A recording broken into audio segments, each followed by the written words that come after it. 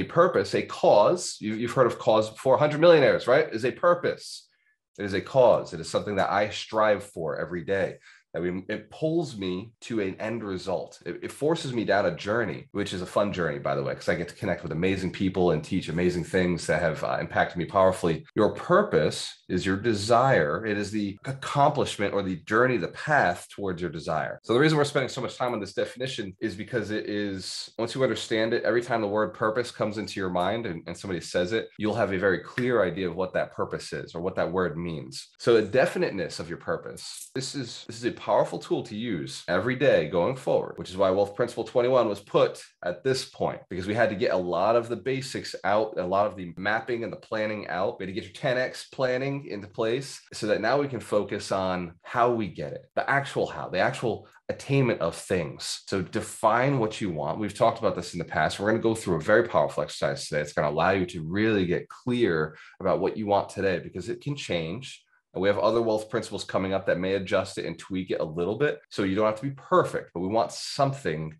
tied down today, because without purpose, without a clear, definite purpose, nothing happens. We talked about motivation at the beginning. Remember those days where you didn't feel motivated? You didn't know, why there was a point to get up in the morning. It's because you thought about what was ahead of you and none of it was exciting. That's the case. If you ever had those days, you thought about like the whole day of Friday and you're like, oh no, I did not sign up for this day. Who put this in front of me? We know the answer was definitely you, because nobody else books your calendar. I mean, people book my calendar, but I told people how to book my calendar, so still my fault. And if that's true, we can take full ownership of our calendars. Excellent, smart room. Now, our desire to become a millionaire, many of you are already millionaires, so our desire to get to the next million, the decamillion, the pentamillion, the hectomillion, centimillion, millimillion, right? Who's going for the billion? Hands can if you're brazen enough to say you want to be a billionaire. Hell yeah. Awesome. Give yourselves a round of applause.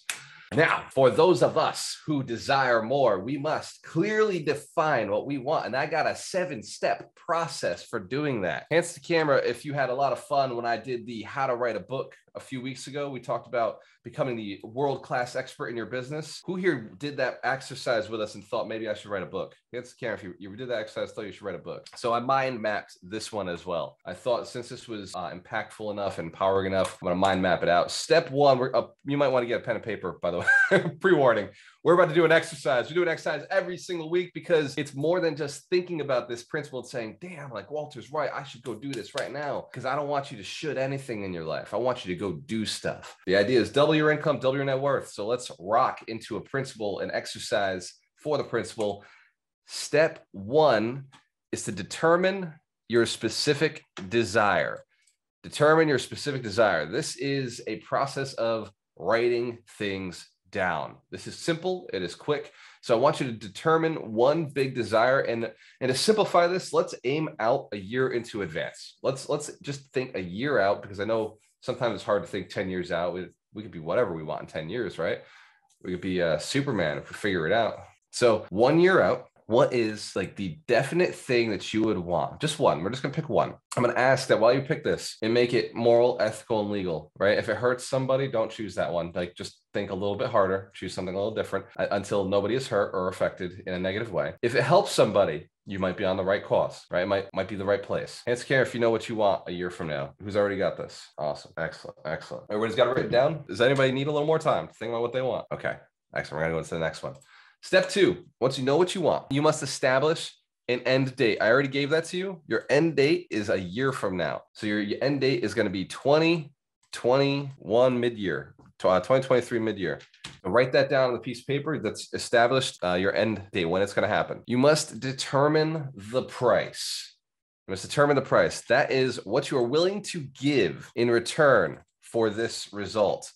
That is give, what you're willing to give in return for this result. Hands care if you want something, you're gonna have to give something. We know that's how this world works, law of reciprocity. Now, what you give, my strongest suggestion is what you give, you better have a whole lot more of it. Right? Don't give your last of anything. Give something that you have a ton of. Now, if you don't have a ton of anything, it's time to go learn a skill. It's time to build some relationships. It's time to make some connections. right? Anytime I lack something, I build a couple connections and then I have an abundance of it because I connect with people who have an abundance of things that I aim to trade with or I aim to have for myself. Who here has heard me say, everything you want is in the hands of other people? Everything you want is in the hands of other people. That's true. That's why we connect with others. We want to connect and build relationships with other people. Yes, is it a little selfish to do things because we want them? Of course it is. I think selfless people are the problem with this planet. There's too many people who are, I don't care about what I want. I don't, whatever, you can have it. You can have it. You can have it. It's fine. No big deal. My dreams are whatever. They're not important. I'll get to them eventually. Selfless people create a world that I have no dreams, no actions taken care of.